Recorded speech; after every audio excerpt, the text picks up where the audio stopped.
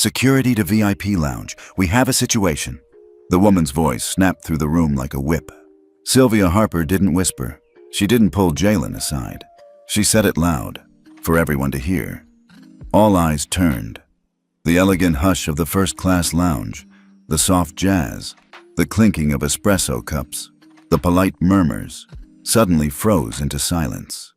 Even the barista behind the marble counter paused mid-steam. Sylvia stood tall in her navy blue Aerocrest uniform, arms folded, gold wings pinned neatly over her chest. Her mouth curled in disdain as she stared down a teenage boy seated alone near the corner window. This boy doesn't belong here. The boy, Jalen Mercer, 15, didn't move, didn't speak. He just looked up, stunned.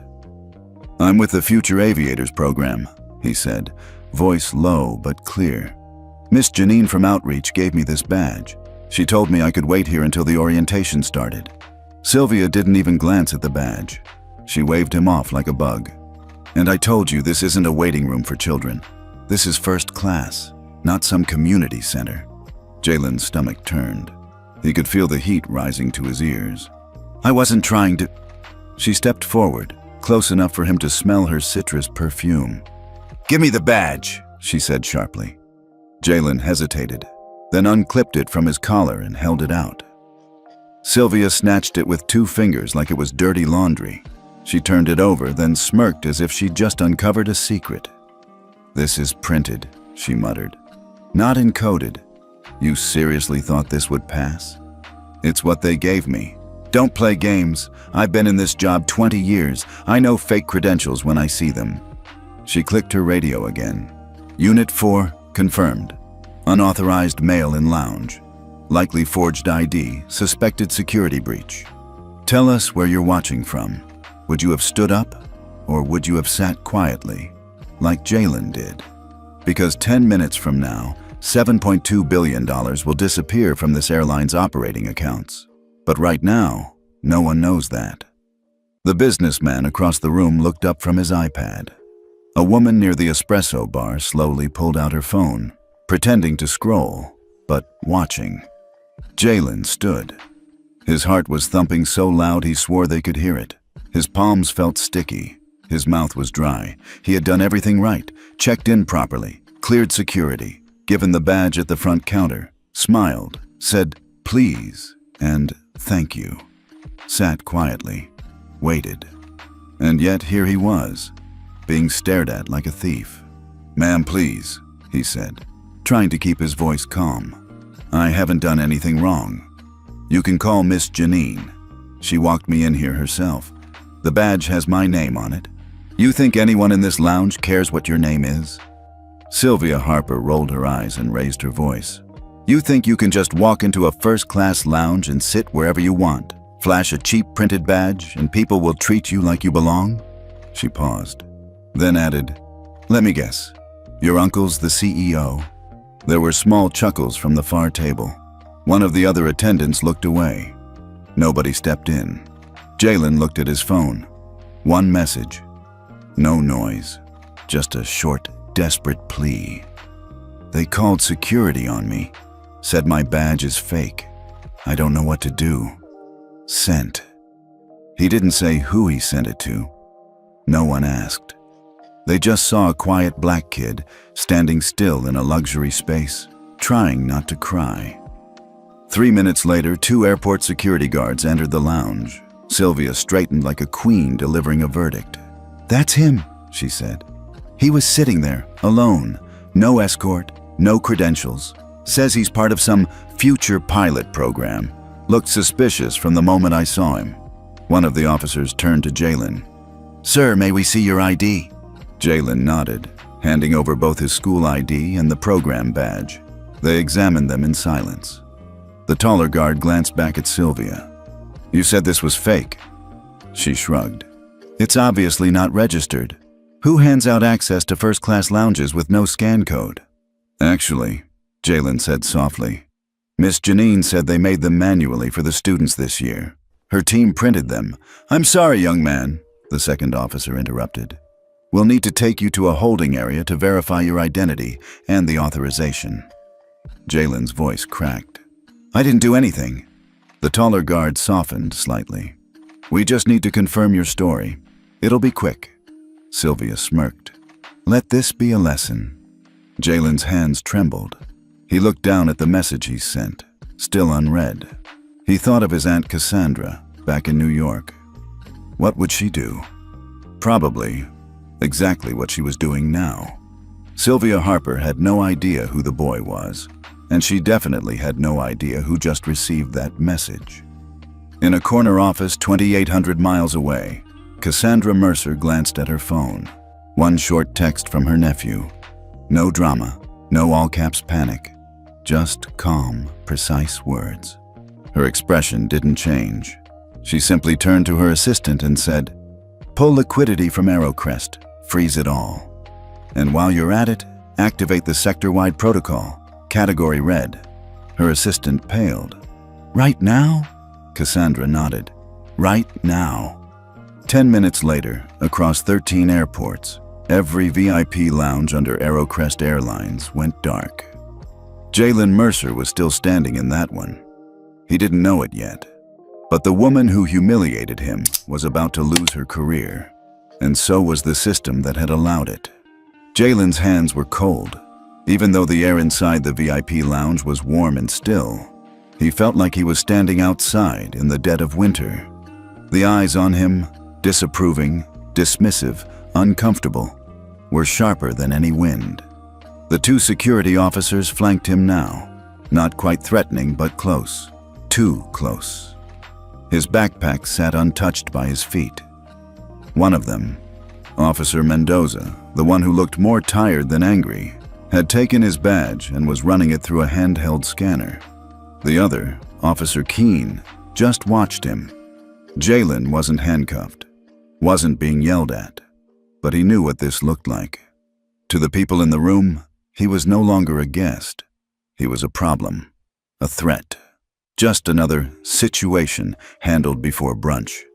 He lowered his eyes, focused on the edge of the carpet. It was patterned in navy and gold, matching the AeroCrest branding with tiny triangles woven in that looked like arrows pointing outward, like they were trying to tell him to leave. A few chairs away, Sylvia Harper still stood proudly, arms crossed like a store manager who just caught a shoplifter. "That badge is not real," she said to no one in particular. "No barcode, no record in our system. I know what I'm looking at." Jalen didn't speak. He didn't look at her. Instead, he kept replaying the morning in his head. 4 hours earlier, Oakland. Jalen woke up before sunrise, couldn't sleep. His suitcase had been packed for days, uniform polo folded neatly, lanyard, ID badge, a printout of the day's orientation schedule, and a copy of the FAA's student handbook that he read like it was scripture. His mom made him breakfast but barely touched her coffee. His dad, usually the calm one, double-checked the shuttle reservation, even though they'd already confirmed it twice. The whole kitchen buzzed with nervous energy. But Jalen? He felt ready. This was what he'd worked for. His dream had a runway now. Ever since he was 6, he'd been obsessed with airplanes. Not just flying them, understanding them. He could draw out full cross-sections of a Boeing 737 from memory before he ever learned algebra. He stayed up late studying wing loading ratios, memorized call signs of major commercial flights, and built flight simulator setups in his bedroom from old computer parts. But this opportunity? This was real. AeroCrest's Future Aviators Initiative wasn't some summer camp. It was a partnership with the FAA, designed to groom the next generation of pilots from underrepresented communities. Only 12 students were chosen this year. Jalen was the youngest, and, far as he knew, the only black student. The moment he walked into the Seattle terminal that morning, he felt it. The grandeur of the industry he loved. The glass walls, the white floors, the aircraft parked like giants sleeping under the early morning sun. He even got to walk past the cockpit of an AeroCrest Dreamliner, something he never thought would happen this early in his life. One of the co-pilots smiled at him and said, "You'll be in this seat one day." Jalen held on to that moment all the way to the lounge, until Sylvia Harper took it from him. Now, back in the present. Beep! The scanner let out a short chirp. Officer Mendoza glanced at the screen. "Well," he muttered, "it's not fake." Sylvia's face stiffened. "What do you mean?" she asked. "The badge is valid. It matches the program's roster. Shows cleared for lounge access, issued by Janine Lau with Horizon Outreach." Mendoza looked at Jalen for the first time. Really looked. "You said Janine brought you here herself?" Jalen nodded, slow. "Yes, sir. She told me to wait here while she ran to the check-in desk. I didn't move." Keen scratched the back of his neck, uneasy. "He's just a kid," he mumbled under his breath. Sylvia's voice cracked through again. "Well, how was I supposed to know that? The badge looked unofficial. He was alone. What if he was someone trying to gather intel on crew operations?" "Intel?" Keen blinked. "Ma'am, he's wearing braces. And a future aviator t-shirt," Mendoza added flatly. Jalen said nothing. It didn't matter anymore. Even with the badge verified, the damage was done. The stares didn't stop. No one apologized. No one said, "We're sorry for assuming." They just shifted in their seats, glanced away, pretended it hadn't happened. That was the part that hurt most. "Let's confirm with Janine just to close the loop," Mendoza said, already dialing. Sylvia huffed. "Fine. But next time, maybe they should think twice about who they let wander in here with unverified access." And just like that, she turned and walked away, like the whole thing hadn't happened. Like Jalen was supposed to go back to his seat and sip sparkling water and pretend none of it had happened either. Jalen reached down and picked up his bag. He didn't sit, didn't drink. He walked to a corner of the room and stood with his back to the window, trying to breathe. He remembered what his dad told him once, after a teacher falsely accused him of cheating because his test score was too high to be real. "They don't get to define you, son, but they'll try. So don't waste your fire proving you're innocent. Save it for proving you're excellent." That's what he was trying to do now. Just breathe. Just wait. His phone buzzed. One new message. Read. No reply. But that was all he needed. Thousands of miles away, Cassandra Mercer was already moving. Her response wouldn't come in words. It would come in liquidity freezes, in system flags, in reputation collapse. 10 minutes passed. Then something strange happened. The lounge lights flickered, once, then again. A quiet announcement buzzed over the PA system. "Attention! Lounge operations for Aerocrest Airlines are temporarily suspended for maintenance review. Please proceed to Terminal C for alternate accommodations." The staff looked around, confused. Passengers grumbled. One of the attendants picked up the desk phone and frowned. "System just revoked our access badges," she said. "It's locked us out." "What?" "All of them. All terminals. It's not just this lounge." Jalen slowly turned back around. No one was looking at him now, because now they were panicking. Sylvia reappeared from the hallway, her face no longer smug. "What's going on?" The other attendant shook her head. "We're offline. Everything." Mendoza's radio crackled. Then came the voice they weren't expecting. "This is Tower Control. Flag issued by Veritas Capital. All Aerocrest lounge operations suspended nationwide. FAA has been notified." Mendoza looked at Jalen. Jalen looked back, calm. And for the first time since entering that lounge, he smiled. Jalen didn't run. He didn't cry. He didn't even flinch when the lounge doors shut behind him, with 2 security guards still inside gathering statements. He just walked. The sting of what happened still pressed against his chest, like a weight no 15-year-old should carry. But if there was one thing Aunt Cassandra had taught him, it was this. Control the moment. Let them reveal themselves first. He wasn't sure exactly what she meant when she said it last Thanksgiving.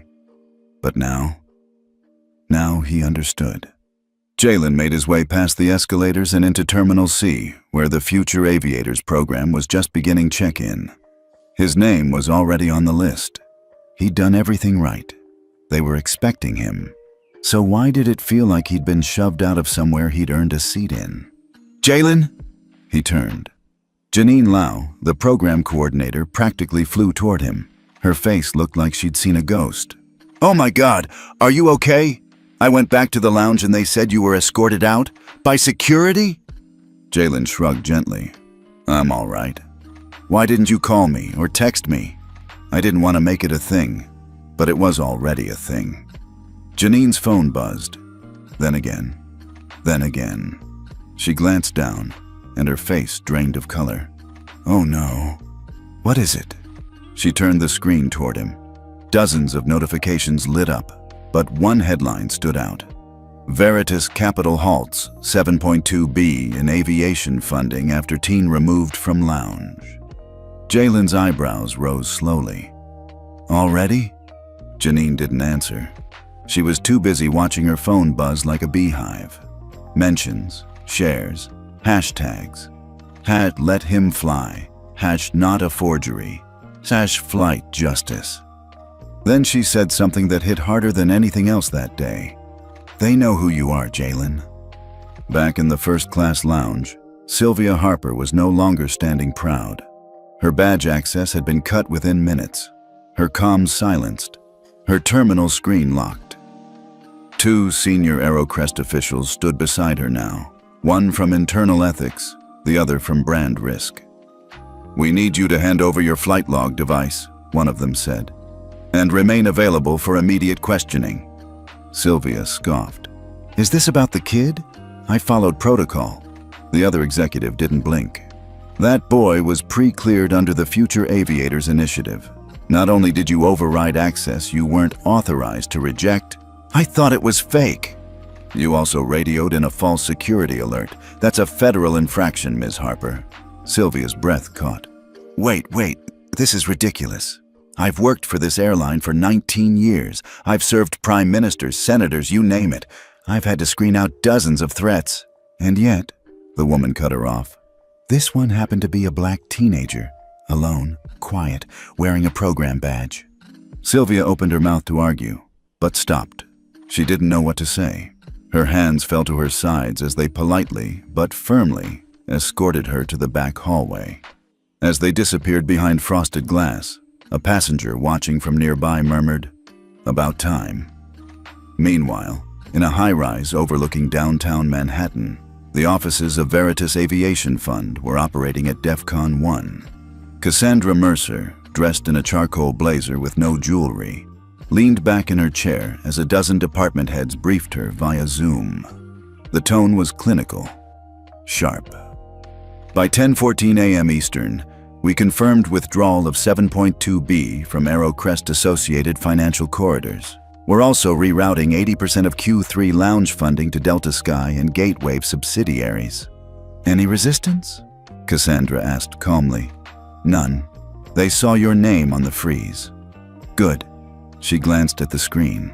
Her nephew's face, caught in a blurry photo from someone's phone, was now the center of national headlines. Her voice didn't rise, but the room quieted further as she spoke. "Prepare a statement. Do not use terms like incident or misunderstanding. This was a calculated act of humiliation, and it will be addressed as such." One assistant raised their hand. "Should we go public with your relation to the victim?" Cassandra didn't hesitate. "Not yet. Let the world care about him before they know whose blood he carries." Back in Seattle, Jalen sat alone in a side hall near Gate C9. He watched the press conference unfold live on Janine's iPad. A reporter asked, "Why such a harsh reaction for one lounge dispute?" The spokesperson replied with poise, "This wasn't just a lounge. It was a message. A message that certain people, no matter how prepared, how qualified, or how polite, they still get treated like intruders. And sometimes," she added, "those intruders come from the families who fund your survival." Janine turned to him. "You okay?" Jalen nodded, but didn't say anything. He wasn't mad. He wasn't even sad anymore. He was calculating. They didn't know what they'd just woken up, and maybe they still didn't. At 3:12 p.m., AeroCrest CEO Leonard Karp stepped out to a podium in front of their Seattle headquarters. Cameras flashed. Reporters swarmed. He adjusted his tie, face looked pale. "We're reviewing the matter thoroughly," he began, "and we've reached out to the family involved. This does not reflect the values." His phone buzzed mid-sentence. He looked down, blinked, then went visibly stiff. Then he turned, whispered something to his advisor, and walked off the stage. The live stream ended. Reporters gasped. Twitter exploded.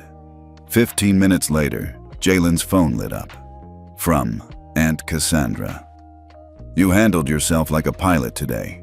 Calm under pressure. The rest, we'll handle." He smiled, just a little, then looked up. The skies above the runway were starting to open. That afternoon, TSA agents quietly visited every Aerocrest lounge across the West Coast, not to remove passengers, but to quietly deliver sealed letters to managers. By evening, Sylvia Harper's employment was suspended. By midnight, every lounge in Aerocrest's first-class network had been taken offline for federal audit. And by morning, a new internal policy had been leaked. All personnel with guest authority must complete bias certification and acknowledgement of Veritas trust standards before reinstatement. The skies hadn't just shifted. They had been recalibrated. By the time Jalen boarded his flight the next morning, the world was a very different place. The seat was still in economy. No one had upgraded him. No one had rolled out a red carpet. But every person who looked his way wore a different expression now, quiet, careful, a mix of guilt and something closer to fear. Not of him, of what he represented.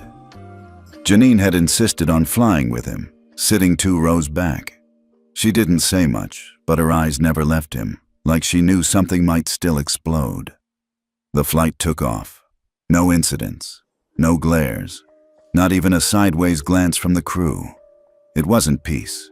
It was tension wrapped in courtesy. But Jalen welcomed it, because he knew what was coming.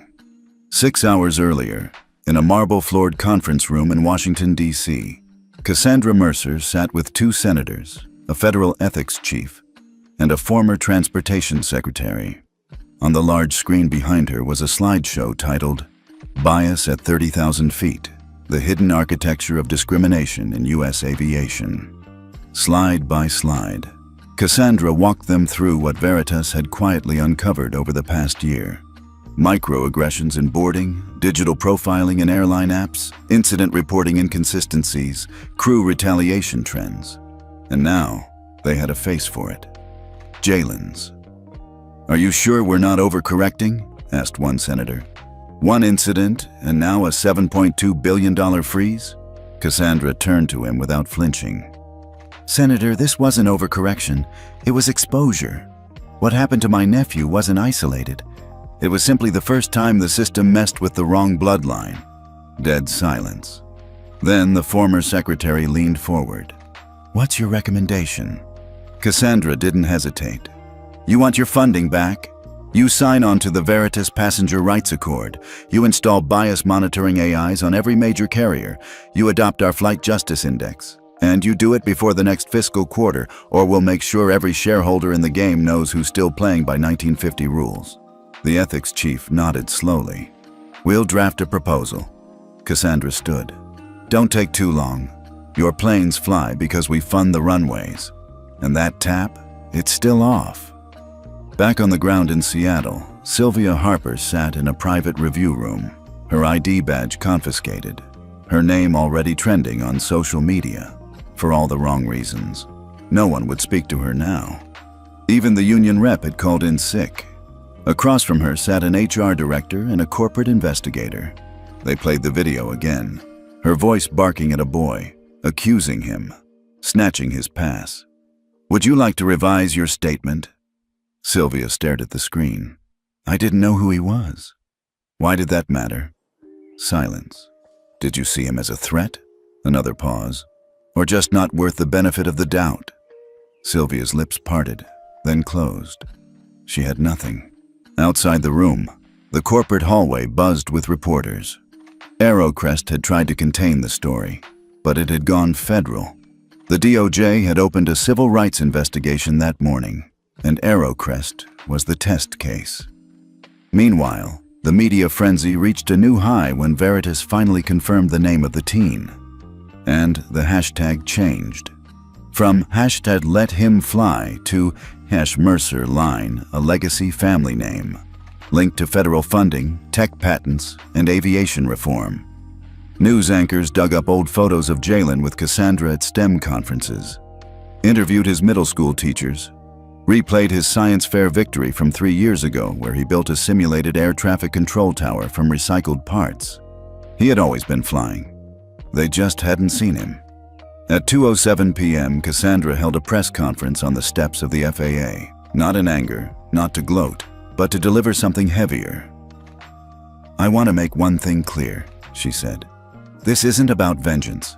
This is about vision." Jalen didn't ask for special treatment. He earned his place. What failed wasn't a person. It was a structure. And when structures fail, we redesign them. Cameras flashed. Reporters leaned in. "We've spent too long pretending bias doesn't fly first class. That stops today." She ended with a quiet nod, stepped off the podium, and disappeared into the black car waiting at the curb. Jalen's flight landed on time. He stepped off quietly, bag in hand. There was no applause, no welcome committee. Just his aunt waiting near baggage claim, arms folded, eyes softer than usual. "You did good," she said. "I didn't do anything. You did exactly what they didn't expect," she smiled. "You endured." Jalen looked around the terminal, the screens, the people, and for the first time in hours, he took a deep breath. Not because it was over, but because now he had altitude. And from up here, the system looked very small. It started with a delay. Not a major one. Just 8 minutes. At first, people at JFK assumed it was weather. In LAX, they blamed air traffic congestion. But by the time 5 more international airports posted sudden ground holds for all domestic AeroCrest flights, the industry knew something was wrong. Veritas had gone silent.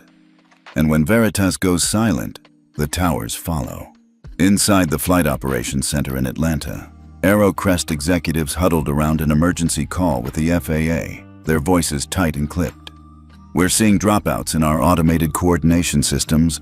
Veritas AI isn't responding." "Because it's not deployed anymore," the voice from Washington replied. "You lost access to the network at 8:01 a.m. Eastern. That system manages 62% of our traffic flow. Then you should have treated the co-author of its deployment charter a lot better." Silence. By noon, the headlines were everywhere. Aviation tech firm Veritas suspends services to AeroCrest over bias scandal. 3.1 B inbound capital deal on hold pending DOJ inquiry. FAA declines to intervene. This is a private sector reckoning. Inside Cassandra Mercer's office, things were far from quiet. Every line on her phone was blinking. Every staffer was fielding calls from investors, media, government agencies, and 3 rival airlines, practically begging for exclusive partnership deals. Cassandra, however, remained focused. She looked over the internal audit from Veritas's ethics division, paused at the highlighted section, and picked up her phone. "Patch me through to the CEO of AeroCrest." A few seconds later, a shaky voice came through. "Ms. Mercer, I want to apologize personally for everything your nephew—" "No need," Cassandra said flatly. "This isn't personal. This is structural. And I'm calling to give you one final chance to retain access to our infrastructure." "Yes, anything. What do you need?" "I need you to resign." There was a long pause. "That's not something I can do unilaterally." "Then you've already made your choice." She hung up. At the same time, Jalen was in the cafeteria of his school back in D.C., surrounded by friends who no longer saw him as just a quiet kid with an interest in planes. Some stared, some whispered, but none mocked him. A boy who used to throw paper balls at Jalen during lunch now slid a chair beside him. "Yo, I saw the video. You really stayed calm the whole time?" Jalen just shrugged. "Didn't feel like I had a choice." "You got superpowers or something?" Jalen smiled slightly. "Just discipline." Across the room, a teacher leaned against the wall, watching the scene. Later that day, that same teacher would call Cassandra and say, "Whatever you're doing, don't stop. These kids are watching. They're learning what dignity looks like. At 2:30 p.m., a spontaneous protest broke out outside Aerocrest headquarters in Dallas. It wasn't organized by any official group.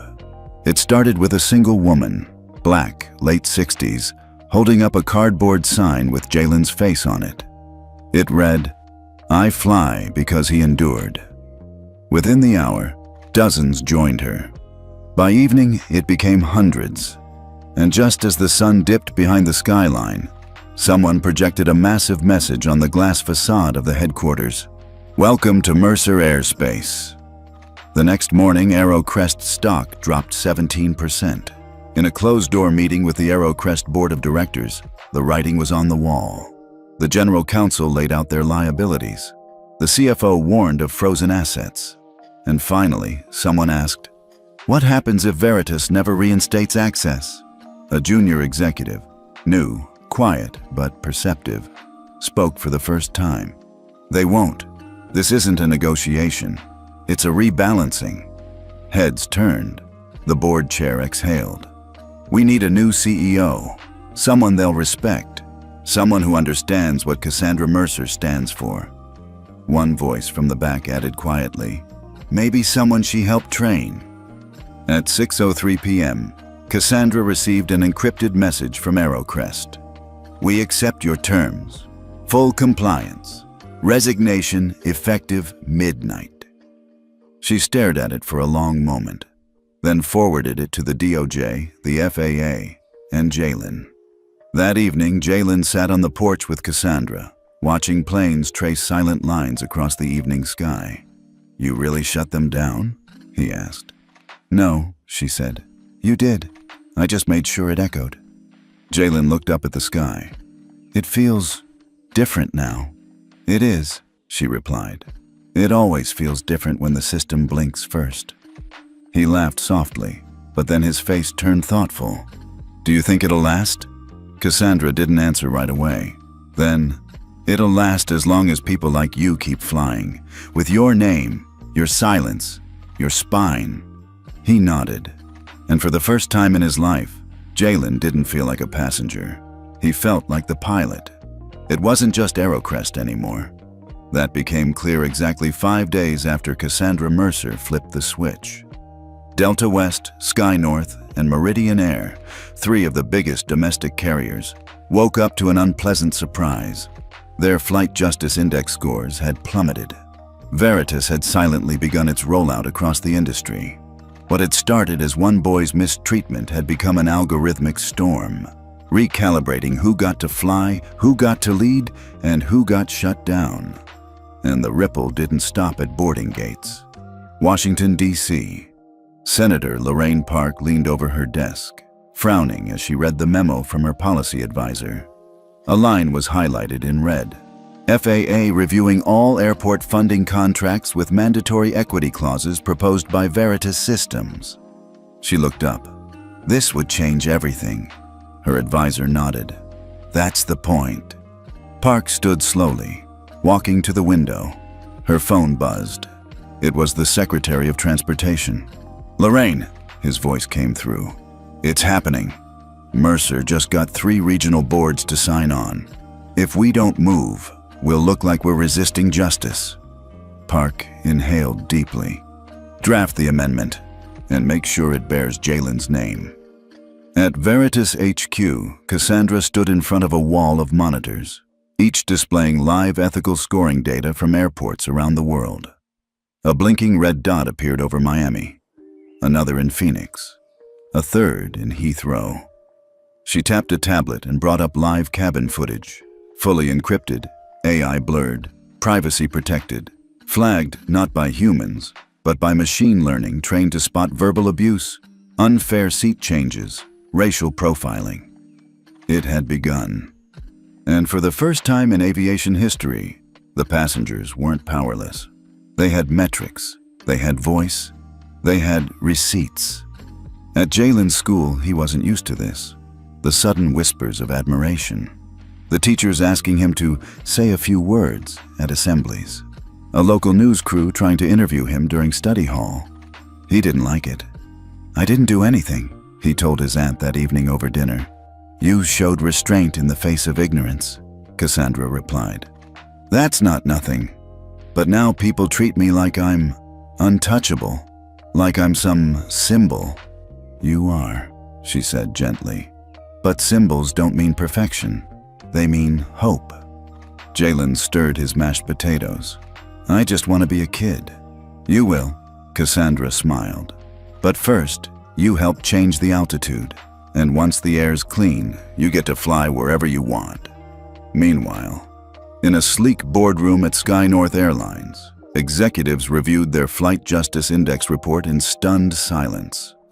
The summary was brutal.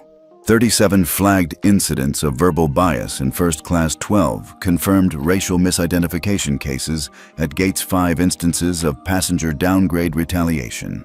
And then the kicker. Public visibility, high. Immediate action required or risk funding lockout from Veritas-linked capital portfolios. Their CFO nearly choked. "Wait, that means our credit line from Blackstone." "Gone," the chief compliance officer said. "If we don't adopt Mercer protocols by next quarter." The CEO looked around the room, jaw tight.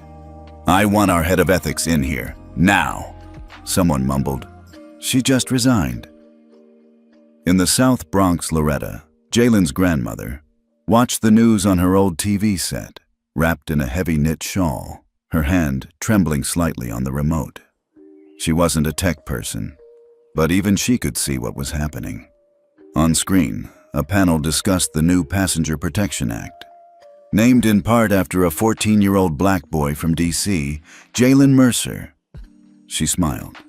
Her grandson, quiet, observant, bookish, had cracked open a system bigger than any adult she knew. She turned the volume up and said to no one, "About damn time." That Sunday, Veritas launched a new public platform, the Passenger Ledger. It allowed travelers to rate their treatment, not just by stars, but by ethics-based categories: respect, fairness, dignity, truthfulness. Within 48 hours, 1.7 million passengers had submitted evaluations. Cassandra watched the heat map bloom like wildfire. More green in some regions, a deep red over others. She turned to her lead engineer. "Ready to publish airline ethics scores?" He looked nervous. "They're going to sue." She didn't blink. "Let them. Data doesn't lie. Silence did." In a quiet hotel room in Houston, Sylvia Harper, former flight attendant, sat alone, staring at a letter from Aerocrest's legal department. Her termination was official. So was the federal investigation. She had refused all interviews, but she had read the thousands of comments online. Some vile, some supportive, most damning. And one stuck with her. "You saw a black child and treated him like a threat. Now the system sees you." Sylvia's hands trembled slightly as she folded the letter and packed it into her suitcase. She had always believed she was fair. She had always believed she was neutral, but belief had blinded her to the pain she caused. And now, her wings were gone. Nighttime, Cassandra's rooftop balcony, Jalen stood with a soda in hand, watching the skyline. "Do you think it's really working?" he asked. Cassandra joined him, nodding slowly. "Justice doesn't land like a jet. It glides, one gust at a time."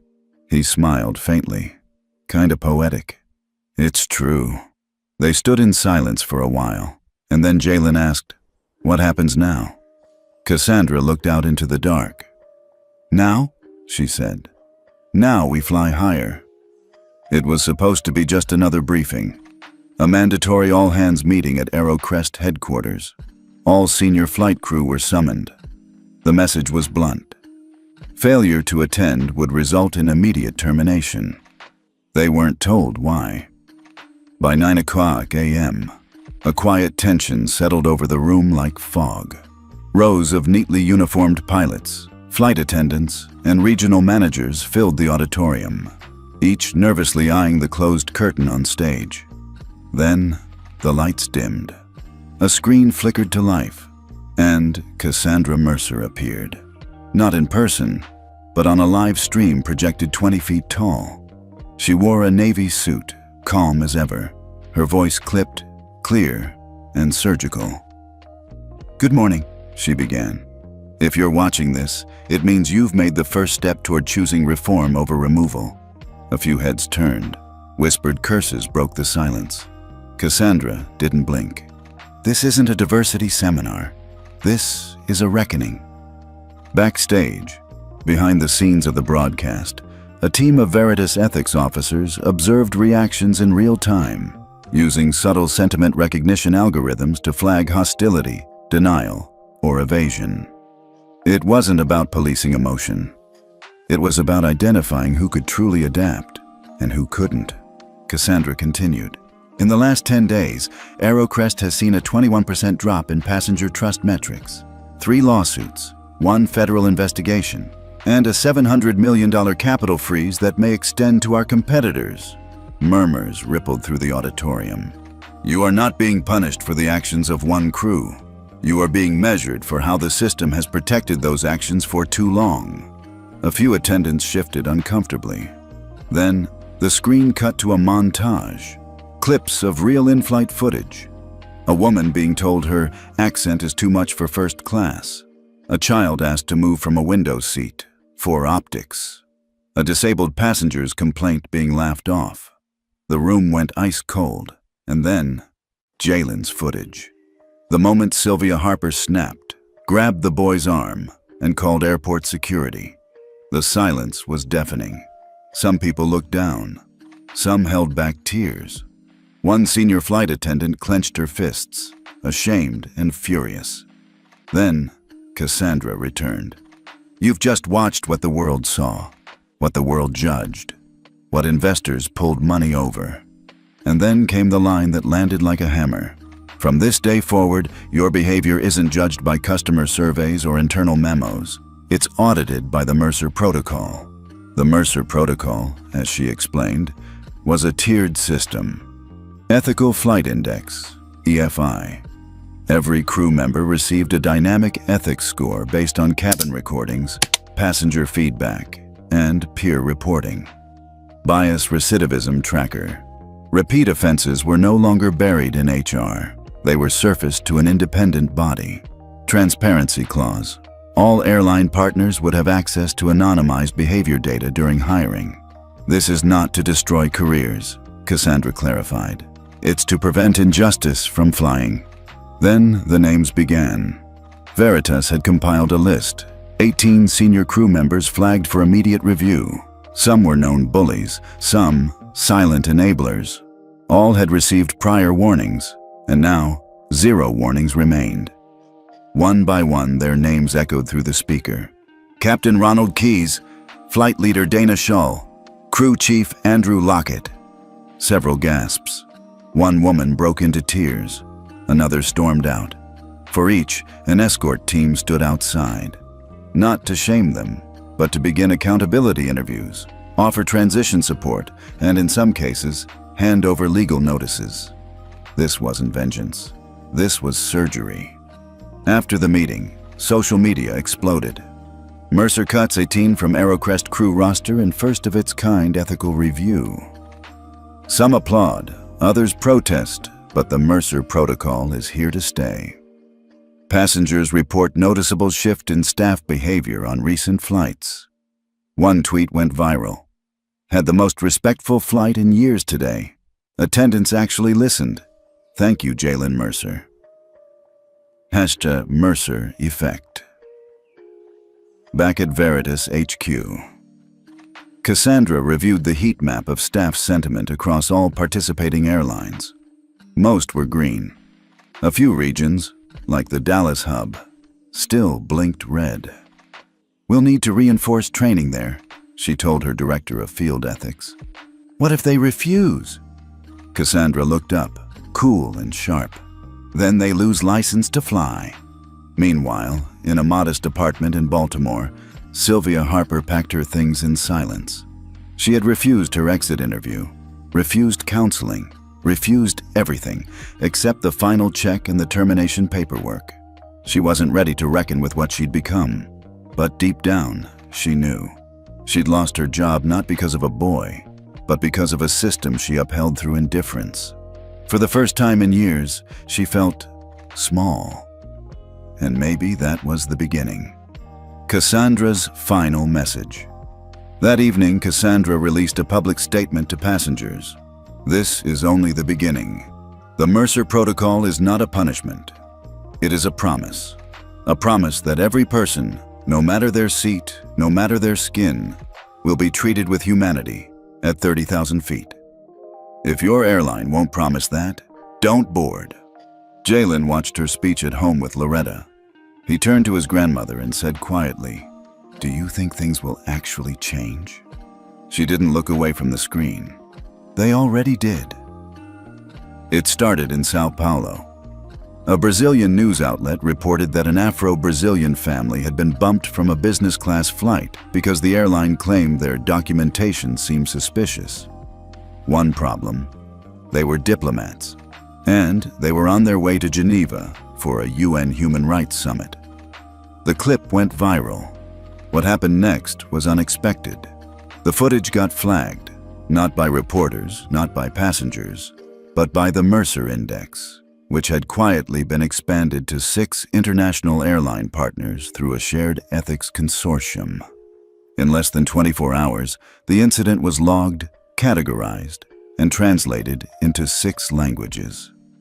Within 72 hours, the airline lost 2 major code-share agreements and a $120 million tourism board deal.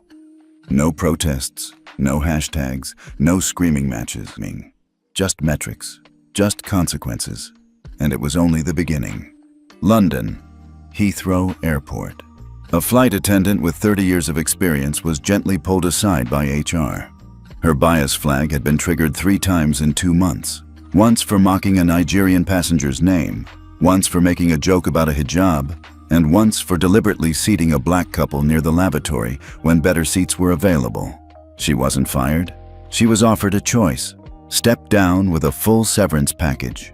Complete a 12-week program under the Global Passenger Justice Initiative, co-developed by Veritas and the European Commission. She chose the latter. By week 3, she wept in a training session. "I didn't know I was part of the problem," she whispered. Her instructor replied, "Now you do. So what will you become next?" In Japan, ANA quietly reached out to Veritas. They wanted access to the Flight Justice Index, not just for ethical compliance, but as a brand strategy. Their internal data showed Gen Z travelers were 68% more likely to choose airlines based on treatment of minorities rather than ticket price. A board meeting followed. One executive warned, "This is an American problem. Our culture is different." Another responded, "This is a human problem, and it's already here." They voted. No protests, no hashtags, no screaming matches. Unanimously. Back in the US, Cassandra Mercer stood before the World Aviation Reform Summit in New York, facing an audience of CEOs, transport ministers, and ethics scholars. She didn't open with data. She opened with a story. "My nephew Jalen was treated like a criminal for sitting in a first-class seat he paid for. His crime? Being a quiet, observant black boy in America. One flight attendant called security, and in doing so, she triggered a domino of reckoning. Not for herself, but for the system that created her." She paused. "This is not about firing bad apples. This is about rewiring the tree, about asking why certain fruit gets bruised before it even ripens." Applause rippled through the hall. Some stood. A few wiped tears. And then she announced it. As of next quarter, the Flight Justice Index will become open source. Any airline can adopt it, free of charge. But if they choose not to, passengers will know exactly why. The room fell silent. It wasn't a threat. It was an invitation. Meanwhile, in Nairobi, a young Kenyan woman named Adira posted a TikTok. "Just flew on a Flight Justice certified airline. First time in my life I felt like a customer, not a suspect. Thank you, whoever made this system." The video hit 3 million views in 48 hours. Comments flooded in. Was it real? Did they actually respect you? How can I check which airlines have this? Please bring this to Australia. We need it. Veritas watched. and responded. A new public-facing site launched, flyfarenow.org, listing all airlines using the Mercer protocol. Within a week, passenger bookings shifted by 14%, favoring justice-compliant carriers. Cassandra's office. Late evening, Jalen sat on the edge of the window, watching the lights of the city flicker like constellations. "You think it's actually working?" he asked quietly. Cassandra turned from her laptop, tired but smiling. "I think the skies are quieter." He raised an eyebrow. "Quieter? Less crying, less shouting, less fear. You'd be amazed what you don't hear when people are treated like they belong." He let that settle, then said, "But what about the ones still hiding? The ones still acting like nothing's changed?" Cassandra leaned back. "Oh, they feel it. They're just hoping we'll stop." "But we won't." She shook her head. "Not now, not ever." And in a small cafe in Atlanta, a former gate agent named Kevin sipped his coffee in silence. He had once joked about a black teenager's hoodie being too thug for first class. It got caught on the Mercer Index. He didn't lose his job, but he got suspended, retrained, and reevaluated. He hated it. Until his 9-year-old daughter asked him last week, "Dad, do you think people get scared of me when I wear my hair natural?" He froze. That was the moment it clicked. Now, he was back at work, kinder, quieter, more aware. When a nervous passenger approached him the other day, asking if she was in the right line, he didn't sigh or snap. He smiled and walked her to the right gate, not because he was afraid of a camera, but because he remembered how it felt to realize he had been part of someone's worst memory, and he wanted to stop being that guy. Final scene. Global skies. Somewhere over the Atlantic, a flight attendant gently kneels to help a crying child. In Tokyo, a pilot offers a sincere apology to a disabled traveler for past negligence. In Johannesburg, an airline CEO reviews his company's new equity policies, based not on politics, but on dignity. And in DC, a boy named Jalen walks out of school with his backpack slung over one shoulder. No cameras, no attention. Just a quiet boy who once got dragged from a first-class seat and helped the entire sky remember what justice feels like. They didn't see it coming. Not when Veritas went international. Not when passengers started asking about Mercer-compliant airlines. Not even when bookings dropped 9% across 3 major carriers. They ignored the early memos, dismissed the think pieces, and laughed when the Flight Justice Index trended on TikTok. But they weren't laughing now, because in less than 6 weeks, Veritas had triggered a $7.2 billion shift in global aviation partnerships, and some of the old giants were panicking. Inside Sky North HQ, Dallas, Texas CEO Everett Blaine slammed a manila folder down on the conference table. "What the hell is this?" he barked. "Another charter cancellation? That's the 3rd this week," his CMO tried to explain. "It's not us, it's perception. We're being labeled as hostile to reform." Blaine narrowed his eyes. "We gave out those diversity lanyards last quarter. People want policy, not merch," muttered someone from HR. Blaine stood. "That Mercer woman's turned this into a witch hunt. And now, the government's watching. The FAA's sniffing around. DIOT wants statements. Hell, even the EU just flagged our hiring metrics." Silence. Then the CFO spoke. "We either join them or start bleeding contracts."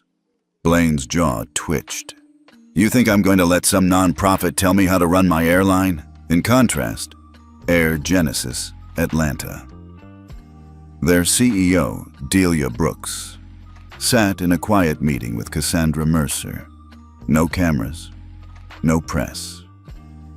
"I've reviewed your data," Delia said. "It's airtight. More than that, it's necessary." Cassandra waited. Delia smiled. "We're in, quietly at first, but we'll phase it in by Q3.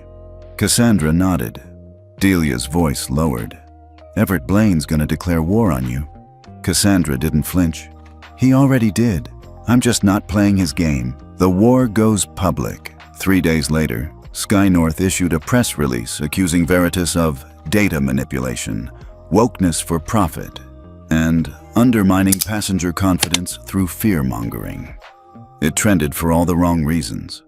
Because within hours, Veritas responded with timestamps, receipts, and redacted internal Sky North incident logs. Everything was verified by third-party compliance monitors. Then came the blow no one expected. The Department of Transportation issued a statement. We recognize the Mercer Protocol as a significant tool in restoring public trust in commercial aviation. All carriers are encouraged to engage with Veritas or develop equivalent mechanisms. Mic drop. Meanwhile, public sentiment shifts. A young black teacher named Reggie posted a thread on X. Sky North profiled me 3 times in 2 flights. Called me agitated when I asked for a window seat I paid for. I reported it, nothing happened. This week, I flew Air Genesis. The flight attendant apologized for accidentally calling me Sir instead of Dr. Hill. That's the difference. One airline guesses who you are, the other respects who you tell them you are. The post went viral. 2.4 million views. Retweeted by a congresswoman. Quoted by a major investor. And that investor? He was Sky North's largest minority shareholder. In the boardroom. Fracture. Sky North's internal board meeting turned ugly. Half the room wanted to sue Veritas. The other half wanted to settle quietly and adopt the protocol. The VP of Strategy stood up. "You don't understand," she said. "This isn't about PR. This is about existence. If Gen Z and millennial travelers blacklist us, we're done in 5 years. Period." But Blaine wasn't listening. He was dialing his legal team. Back at Veritas HQ, Jalen sat beside Cassandra, looking at the dashboard screen. 15 million visitors to the Fly-Fair Now site this week, he said. 78 airlines analyzed, Cassandra added. 13 flagged for critical review. He leaned back. And Sky North? She smiled faintly. Bleeding bookings. Fast. Then, more softly. But that's not the win. Jalen glanced at her. She continued. The win is when no one needs to know your name to treat you like you matter. He nodded. And if they push harder? Her reply was calm. Then they'll find out what it means to lose quietly. The Whisper Network emerges unbeknownst to the public. 6 mid-tier carriers had begun collaborating in secret. Their fear? That Veritas would judge them unfairly. Their plan? Launch a counter-report discrediting the Flight Justice Index as unscalable and politically motivated. But the email chain leaked. A whistleblower from inside Horizon Air forwarded the entire thread to an aviation ethics journalist. The headline read, 6 airlines try to bury passenger justice, get buried by their own employees. By the end of the day, 3 CEOs had issued apologies. 2 stepped down. And the 6th filed for bankruptcy within 6 months. Cassandra's speech at the United Nations. Let me be clear, she said to a room full of global delegates. We're not anti-airline, we're anti-abuse. She let that breathe. The day my nephew was dragged by police from a seat he paid for, something broke. But what's happening now? That's not revenge, that's repair. And then she ended with the line that would define a movement. We're not here to shame companies. We're here to make sure the skies don't shame people. Standing ovation. Even from nations that had once opposed the initiative. Final scene. Back in the skies. Jalen was boarding a flight alone for the first time since the incident. The gate agent smiled warmly. Have a great flight, Mr. Mercer. He blinked. She'd used his name. Properly. With respect. On board, the flight attendant checked his seat number and gently said, Let me know if you need anything, sir. He sat down quietly. No fear, no flinch, no feeling of what if, just peace. He glanced out the window. Clouds drifted by like soft armor. Somewhere behind them, the old system was still grumbling, still fighting to exist.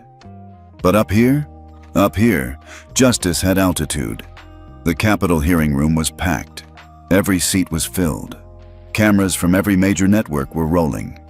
Social media influencers live-streamed. Reporters whispered, but the loudest sound in the room was silence. Because today wasn't just about one airline. It was about what flying meant in America. At the center of it all, Everett Blaine, CEO of Sky North Airlines, sat stiffly at the witness table. Next to him, his lawyers. Behind him, a carefully curated PR team. But across the aisle sat Cassandra Mercer, calm and poised. And beside her, Jalen, not saying much, but his quiet presence was louder than any speech. The chairwoman spoke first. Mr. Blaine, are you aware that Sky North has had 27 flagged incidents of racial discrimination in the past 18 months? All verified by independent reviewers? Blaine cleared his throat. With respect, those numbers are inflated. Many of those were isolated misunderstandings, and we've taken steps to deny, delay, and deflect. The chairwoman cut in. Blaine faltered. The room shifted. Then it was Cassandra's turn. She stood. No notes, no slides, just her voice. When my nephew was dragged off a plane, no one asked him his name. No one asked if he belonged there. They just saw his skin and made assumptions, and for years this has been normal. She looked Blaine in the eye. Your airline normalized it. Murmurs rippled through the crowd. Cassandra continued. What we've done with Veritas isn't radical, it's responsible. It's what your companies should have done decades ago. She turned toward the panel. Today's not about policy, it's about people. And if your boardrooms can't remember that, then maybe they shouldn't be flying planes filled with them. Applause broke out despite the official rules. The chairwoman didn't stop it. And then came the twist. Congressman Martinez, a soft-spoken former prosecutor, leaned forward. Mr. Blaine, are you aware that the Department of Transportation has completed an independent audit of your internal emails? Blaine blinked. We've cooperated. Martinez interrupted. Let the record show that on June 8th, you referred to the Mercer Protocol as, and I quote, a nuisance we can ignore until the news cycle dies. Gasp. The room froze. Blaine turned pale. Then Martinez added, and on July 1st, you approved a memo instructing gate staff to delay incident reports until passengers left the airport, reducing the chance of investigation. A stunned silence settled over the room. Then, chaos. Reporters scrambled. Cameras zoomed in. Phones lit up. Outside the building, the crowd was growing. Former passengers, activists, pilots, flight attendants in Veritas blue scarves. Signs read, "Respect shouldn't be first class only. Passengers, not profits. We remember Jalen." Back inside, Blaine was sweating. The chairwoman turned to him. Mr. Blaine, the committee is recommending a full review of Sky North's federal operating certifications. You may wish to retain separate counsel. Translation: You're done. Later that afternoon, Veritas held a press conference on the Capitol steps. Cassandra stood before a forest of microphones, her voice steady. Today isn't about taking someone down. It's about lifting an entire system up, and we're not finished. Jalen stood quietly beside her. Someone from the crowd shouted, "Jalen, anything you want to say?" He stepped forward, paused, then just said, "Thank you for seeing me." That was all. And somehow, that was everything. Epilogue. 2 months later, Sky North's CEO had resigned. Their stock had cratered. They'd agreed to adopt the Flight Justice Index, under Veritas supervision. Meanwhile, 14 other airlines voluntarily signed on. Veritas launched a new program training flight crews in implicit bias, empathy, and intervention. Cassandra was nominated for the National Civil Honor Award. Jalen returned to school in D.C. Quiet, but no longer invisible. And every time a kid like him sat down in a seat he paid for, the skies felt just a little bit safer. The world didn't change all at once. It never does. But sometimes, It only takes one flight, one boy, one name, to force the world to look up. Within days of the Capitol hearing, international headlines exploded. American teen's flight incident sparks global aviation review. The Guardian. Mercer Protocol. Considered in Canada, France, South Africa. Le Monde. Jalen Mercer, the boy who grounded a giant. Time magazine. In London, Heathrow Airport executives scheduled an emergency summit. In Frankfurt, Lufthansa's ethics board began auditing its passenger complaint records. In Dubai, Emirates quietly reached out to Veritas. And in Tokyo, a silent moment of reflection was observed by Japan Airlines staff after an anonymous crew member translated the entire Veritas charter and taped it in their break room with one note. Kono shounin hashdorin dewa nakatta. He wasn't alone.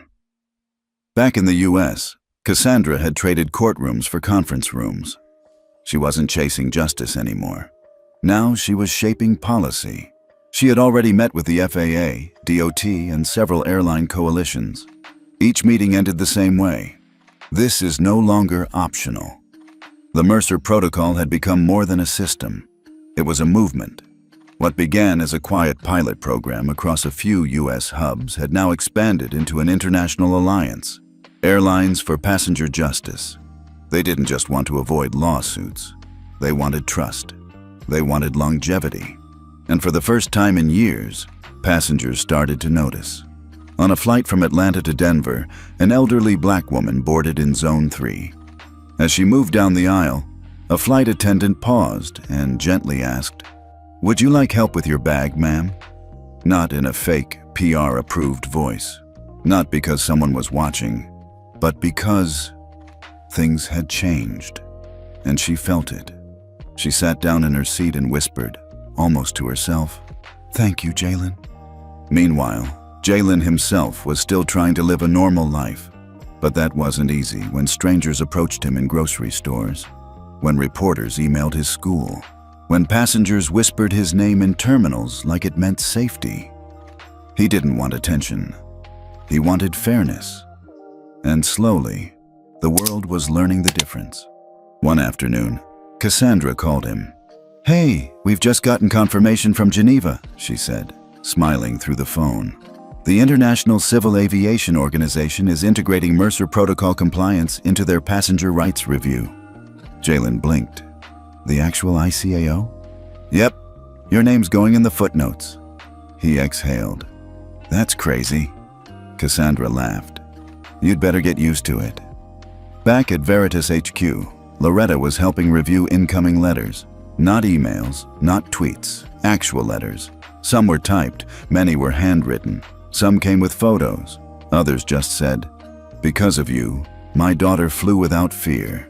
My father was a Tuskegee airman. He would have been proud. I didn't speak up when they mocked my accent, but now I will." One letter stood out. It was from a retired Swiss pilot, now 83 years old. It read, "In 1962, I flew for Pan Am. I saw how passengers of color were treated, and I stayed quiet. Today, I write with tears because I saw a boy speak louder with silence than I ever did with years of flying. Thank you for giving us old men a reason to believe something better is still possible." Jalen read the letter twice, and then again, and then just sat still. That night, as planes soared overhead and a full moon painted the sky silver, Jalen stood at his bedroom window. He thought about the day it all started. The look on Sylvia Harper's face, the cold grip on his arm, the ache of not being believed. But now, the skies felt different. Not perfect, but no longer untouchable. He turned away from the window and texted his aunt. "You were right," she replied instantly. "About what?" Jalen smiled. "One flight can change everything." The clouds outside Jalen's window were soft, pale blue. Not that he was watching the clouds this time. He wasn't gripping the seatbelt in fear. He wasn't glancing at the flight attendant every 2 seconds. He wasn't wondering if someone was about to ask if he was in the wrong seat. No. Today, he sat in seat 3A, first class. Calm, still, taller somehow, even without moving. Across the aisle, Cassandra Mercer tucked away her laptop. She leaned over and whispered, "You good?" Jalen nodded. This flight was different. It wasn't about arrival anymore. It was about everything it took to be allowed to arrive. The intercom chimed. "Ladies and gentlemen, welcome aboard Sky North Flight 1182 to Washington, D.C. We're honored to be carrying some special guests today. Among them, Cassandra Mercer, founder of the Veritas Initiative, and her nephew, Jalen Mercer, the inspiration behind the Mercer Protocol, now adopted globally." Polite applause fluttered through the cabin. Jalen felt every pair of eyes turn toward him. He didn't wave. He didn't smile. He just nodded. That was enough. The plane lifted off. For a moment, the sound of engines muffled everything. Then came the memories, the yelling, the cuffs, the waiting room, the look in Sylvia Harper's eyes when she called him a threat. He hadn't forgotten. He wouldn't. But now, those memories had space to breathe. They didn't sit on his chest anymore. Across the country, things had changed. At LAX, passengers saw a new logo posted above check-in counters, certified by Veritas Ethics Standard. At JFK, a white woman offered to switch seats with a black father and son so they could sit together. The boy smiled like it was normal. At a small airport in Birmingham, Alabama, a flight attendant corrected a gate agent, not with hostility, but with care. We don't talk to people like that anymore. Not because they feared punishment, because they had learned. Sylvia Harper, meanwhile, was long gone from Sky North. Officially resigned. Unofficially, quietly blacklisted. Not because of a vendetta, but because every airline that signed onto the Mercer Protocol now ran background reviews with a new metric: behavior under pressure. She didn't pass. Back at Veritas HQ, Cassandra stood before a wall of maps. Each pin marked a change, a policy shift, a crew retraining, a CEO resignation. But she wasn't tracking vengeance. She was measuring momentum. And it was real. That afternoon, Jalen visited a small school library in Baltimore. He wasn't there to give a speech. He was there to read. A group of third graders sat cross-legged as he opened a book. "The boy in this story loved planes," he began. He read slowly, carefully. When he finished, a girl raised her hand. "Is that boy you?" Jalen looked down at the book, smiled. "Maybe." The kids laughed. A teacher nearby wiped her eyes. Later that night, Cassandra joined him on a quiet rooftop in D.C. The skyline buzzed in the distance. "You ever think," Jalen said, "if none of it had happened, I'd still just be a kid with a backpack?" "You still are," Cassandra replied. "You just happen to carry more now." Jalen nodded slowly. But not alone anymore. She handed him an envelope. Inside, a letter from the president, a thank you, an invitation to speak at the Passenger Dignity Summit in Geneva next spring. He looked stunned. "I'm just a kid." "Exactly why they want you," Cassandra said. "You remind them who matters." Months passed. News cycles shifted. People moved on. But the protocols stayed. The culture stayed. The expectations stayed. And every time a flight took off without incident, without harm, someone remembered why. One evening, Loretta watched a new Veritas ad air on TV. A little black boy climbs onto a plane with his grandmother. A white pilot bends down, fist bumps him. Voiceover. "He's not the future, he's the present. At Veritas, every seat is earned, but every passenger is honored." Fade out. Back in Jalen's room, above his desk, was a single framed photo. Him sitting in seat 3A, looking out the window. No smile, no frown. Just calm. Underneath it, a quote etched in silver. "You don't have to shout to be heard. You just have to be right and ready." And that was the final truth. Not every fight needs fists. Not every hero needs a podium. Sometimes, the strongest revolution comes from not backing down. And sometimes, the most powerful statement is silence. And before we end this journey, we have a question for you. Have you ever witnessed someone stay silent, but their silence changed everything? Tell us your story in the comments, or just tell us where you're watching from. We read every word, because here at Telltales, justice doesn't always shout. Sometimes, it simply waits until the world listens.